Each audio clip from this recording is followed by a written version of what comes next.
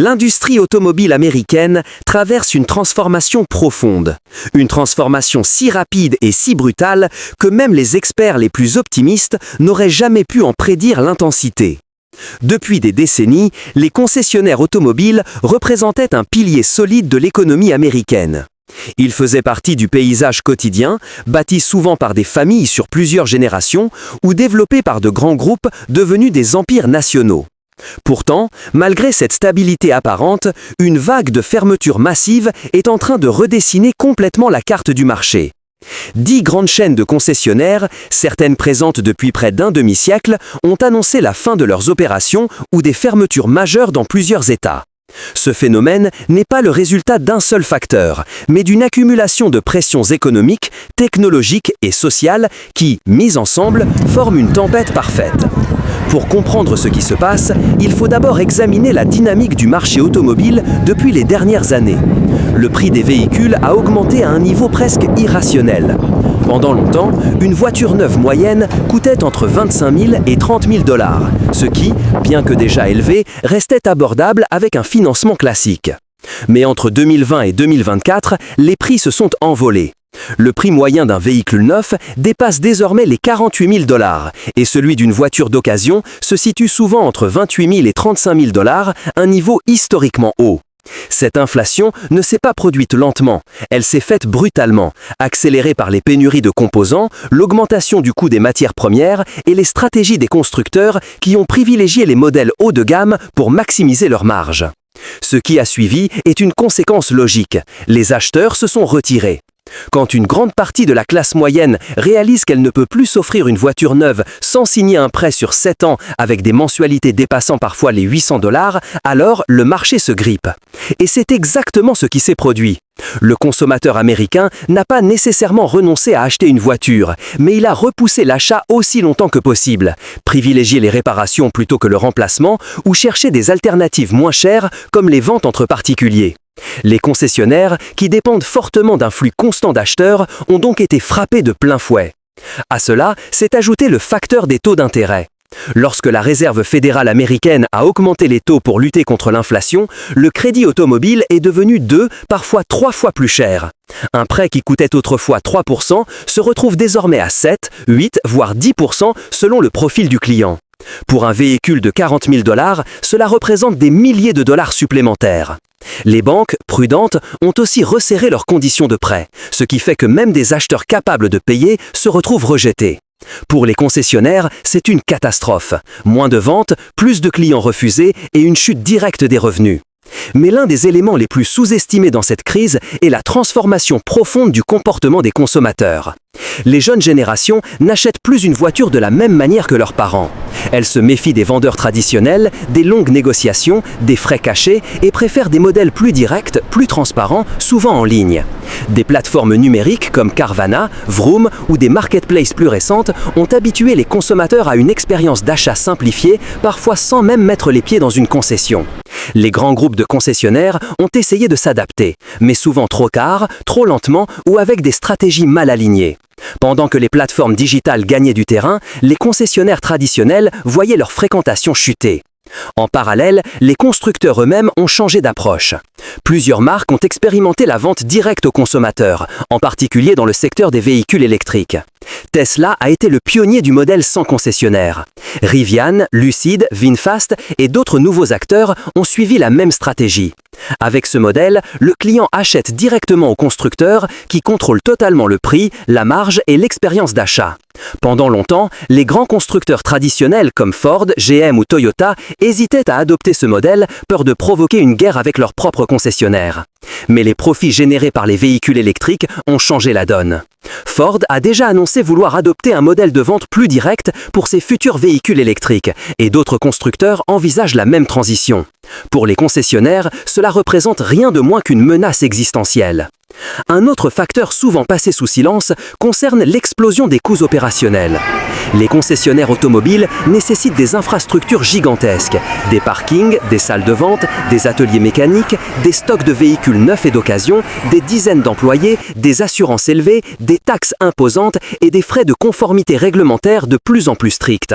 Les hausses des loyers commerciaux dans certaines régions ont transformé les concessions en gouffres financiers. En période de croissance, ces coûts étaient absorbés, mais lorsque les ventes ont chuté, ces charges fixes sont devenues impossibles à supporter. Même les grandes chaînes possédant plusieurs dizaines de points de vente n'ont pas réussi à absorber cette pression à long terme. Mais ce n'est pas tout. Le marché de l'occasion, qui représente souvent la principale source de profit pour les concessionnaires, s'est lui aussi effondré. Pendant la pandémie, les véhicules d'occasion se vendaient plus cher que certains modèles neufs, ce qui a créé une bulle artificielle. Les concessionnaires ont acheté des stocks de véhicules à des prix très élevés dans l'espoir de les revendre encore plus cher. Mais lorsque le marché s'est stabilisé et que les prix ont commencé à baisser, ils se sont retrouvés avec des centaines de véhicules surévalués. Ces pertes, cumulées à la chute des ventes, ont été fatales pour certaines chaînes. Le dernier élément clé de cette crise est la saturation du marché américain. Pendant des années, les constructeurs ont produit toujours plus de véhicules et les concessionnaires ont ouvert toujours plus de points de vente. Le marché est devenu disproportionné par rapport à la demande réelle. Dans certaines villes, on comptait un concessionnaire pour 7000 habitants, un niveau économique insoutenable. Lorsque les ventes ont chuté, les concessionnaires se sont retrouvés à se battre pour le même client, réduisant les marges à des niveaux ridicules, parfois totalement inexistants. Plusieurs chaînes ont tenté de se diversifier, mais les pertes se sont accumulées trop rapidement. Face à cette situation, 10 grandes chaînes ont annoncé des fermetures massives. Certaines réduisent leurs activités dans 12 ou 15 États. D'autres liquidaient entièrement leurs inventaires.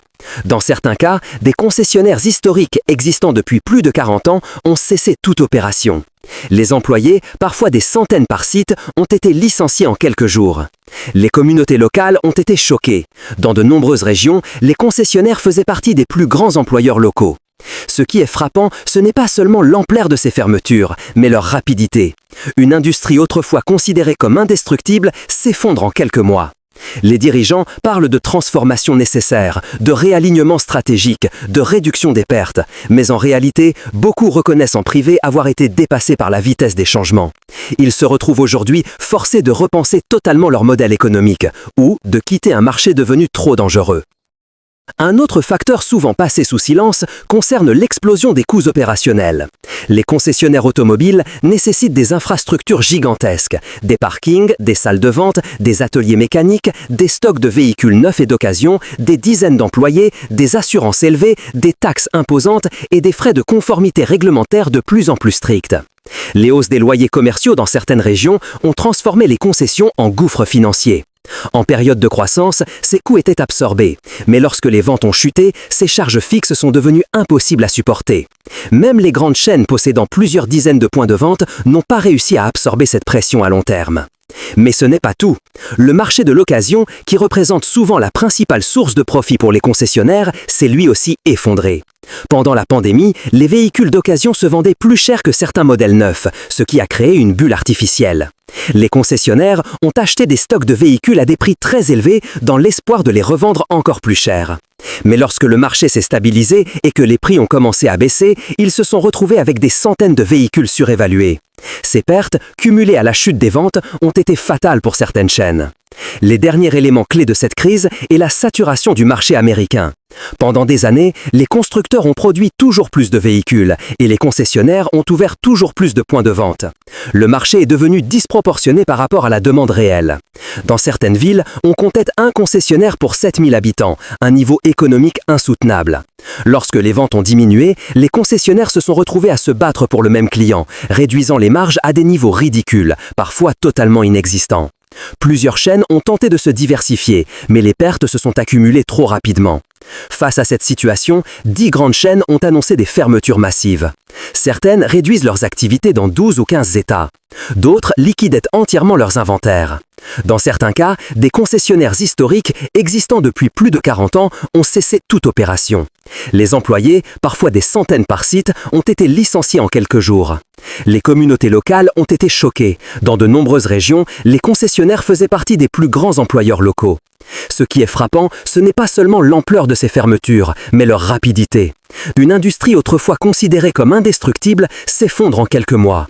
Les dirigeants parlent de transformation nécessaire, de réalignement stratégique, de réduction des pertes, mais en réalité, beaucoup reconnaissent en privé avoir été dépassés par la vitesse des changements. Ils se retrouvent aujourd'hui forcés de repenser totalement leur modèle économique ou de quitter un marché devenu trop dangereux.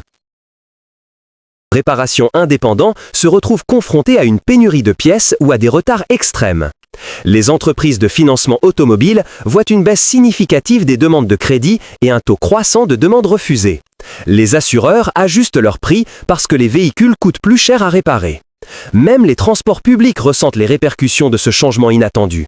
Dans certaines villes où la possession d'une voiture a toujours été essentielle, l'absence de concessions locales ralentit les achats et pousse davantage de gens à dépendre des transports en commun déjà saturés. Pour comprendre la profondeur du problème, il faut s'arrêter sur une vérité longtemps ignorée. Le modèle économique des concessionnaires automobiles était déjà fragile depuis de nombreuses années. Beaucoup ne survivaient que grâce aux revenus générés par les services mécaniques et non pas par les ventes de véhicules. Lorsqu'un concessionnaire vend une voiture neuve, sa marge réelle est souvent ridiculement faible, parfois moins de 5%. En revanche, les services d'entretien, les réparations et la vente de pièces rapportaient beaucoup plus. Mais même ce pilier, autrefois fiable, se fissure rapidement. Les nouveaux véhicules électriques nécessitent beaucoup moins d'entretien. Ils n'ont ni vidange, ni courroie, ni système complexe de combustion. Les ateliers qui comptaient sur les entretiens réguliers voient leurs revenus diminuer, parfois drastiquement. Et contrairement à ce que certains dirigeants espéraient, le volume des réparations sur les véhicules thermiques en circulation ne suffit plus à compenser les pertes. La transition forcée vers l'électrique accentue donc l'effondrement des modèles traditionnels. Plusieurs marques ont annoncé qu'elles allaient réduire le nombre de concessionnaires nécessaires pour la maintenance des véhicules électriques, puisque ces derniers nécessitent moins d'infrastructures techniques. Certaines grandes chaînes ont tenté de se repositionner en formant leurs équipes aux technologies EV, mais les investissements étaient lourds et les marges incertaines. Pour les petites et moyennes concessions, cette transition était tout simplement impossible à financer. Résultat, elles ont préféré fermer plutôt que de s'endetter davantage. Les décideurs politiques, de leur côté, reconnaissent désormais la gravité de la situation. Plusieurs États tentent de mettre en place des mesures de soutien, mais ces programmes arrivent souvent trop tard. Dans certains cas, ils sont même inutiles car la fermeture est due à des décisions stratégiques prises au niveau national par les groupes eux-mêmes. Le gouvernement fédéral suit l'évolution avec inquiétude, car un effondrement du secteur automobile pourrait provoquer une crise économique plus large. L'automobile représente une part énorme du PIB américain, non seulement par la vente de véhicules, mais aussi par les emplois, les services, les transports, la chaîne logistique et la consommation énergétique. Les fermetures de concessionnaires ne sont qu'un symptôme. Le véritable danger est la fragilisation structurelle de tout le secteur. Alors, à quoi ressemblera le futur du marché automobile américain? Pour l'instant, rien n'est certain. Ce qui est sûr, c'est que le paysage ne sera plus jamais le même. Les concessionnaires qui survivront devront adopter une technologie avancée, un modèle de transparence totale et une approche centrée sur le service plutôt que sur la vente brute. Les plateformes numériques continueront de gagner du terrain, les constructeurs opteront pour davantage de ventes directes et les géants technologiques joueront un rôle crucial dans la distribution. Quant aux consommateurs, ils devront s'adapter à un marché moins accessible, plus cher, mais aussi plus contrôlé technologiquement. La voiture du futur ne sera peut-être plus un bien que l'on possède, mais un service que l'on loue à la demande. De nombreux experts pensent que l'Amérique pourrait entrer dans une ère où la possession individuelle sera moins courante, remplacée par des abonnements, des flottes électriques partagées et des véhicules autonomes en libre service. Ce serait un changement radical, mais peut-être inévitable. En fin de compte, la fermeture des grandes chaînes de concessionnaires n'est pas seulement une nouvelle économique, c'est le signe visible d'une transition historique. Une industrie vieille de plus d'un siècle se réinvente ou s'effondre sous nos yeux. Et alors que les enseignes s'éteignent, que les parkings se vident et que les bâtiments deviennent silencieux, une question plane dans l'air. Sommes-nous prêts pour la prochaine étape ?